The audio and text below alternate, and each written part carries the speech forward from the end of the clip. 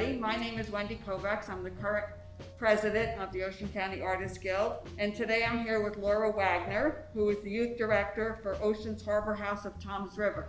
Ocean's Harbor House has been around for over 30 years. We started by a group of concerned citizens that saw a growing need, population of youth that needed an emergency use shelter. And they stay with us for up to 18 months. We don't just provide a shelter to them, we teach them how to cook, nutrition, how to food shop on a budget, how to budget in general, financial literacy. There's not many housing options in Ocean County. We are funded by the state, the county, the town, and the community. In the community, we look for more than ever because there's a lot of restrictions with state and federal funding. It changes a lot and it might not adhere to specific needs here.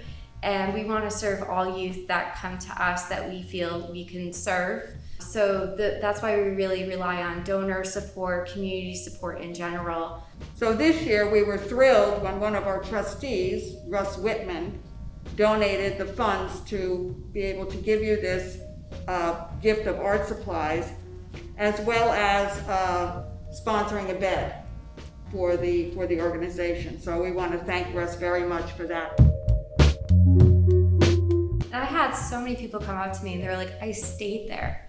And they all said the same thing. We're definitely probably the first point of contact after a crisis, so it is a significant moment in someone's life, but it was also very brief. So they didn't mention that, and it is a basic need, it is stressful when you don't have a safe place to stay at.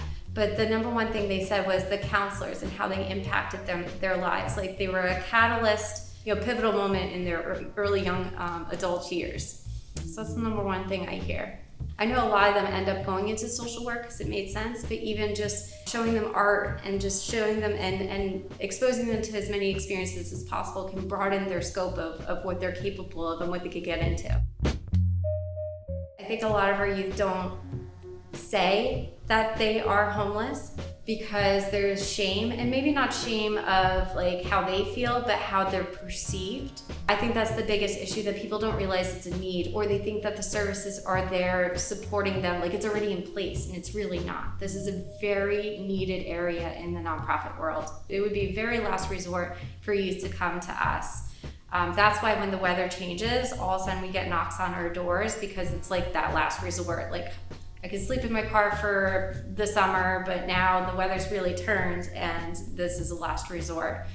And anyone that works in foster care would notice this. There's a peak in cases right after the holidays or right after people settle down after summer break, because the teachers, once they get back into the groove of things, they start to notice little nuances that put up a red flag, and then they do referrals. And we really lost that. And teachers would say, I notice the students absent a lot, I can't really engage with them, and we're missing that. So there are lower referrals, but we know it's a higher need due to the strain of families and the increase in substance abuse, mental health calls. And youth just don't report themselves. So we're trying to educate the community as much as possible to refer people to our services. In this case, we wanted to, as we have in the past, support the work that they do. And the fact that this year I found out that there were more younger people at the shelter just broke my heart.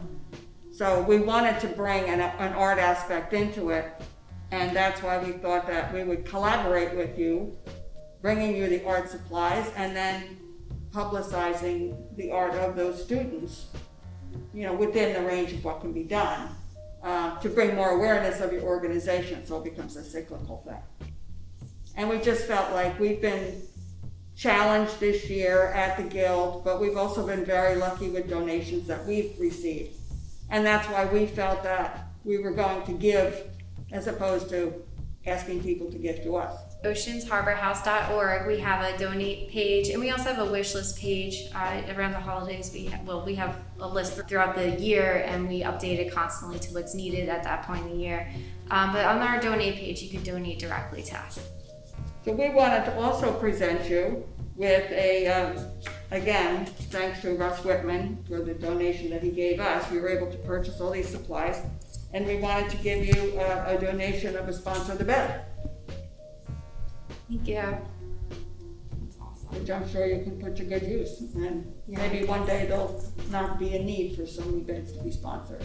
Yes, and the community bed, the community supporting the bed allows us to just, when a bed's available, any youth that we know is in need can go stay with us. So thank you so much.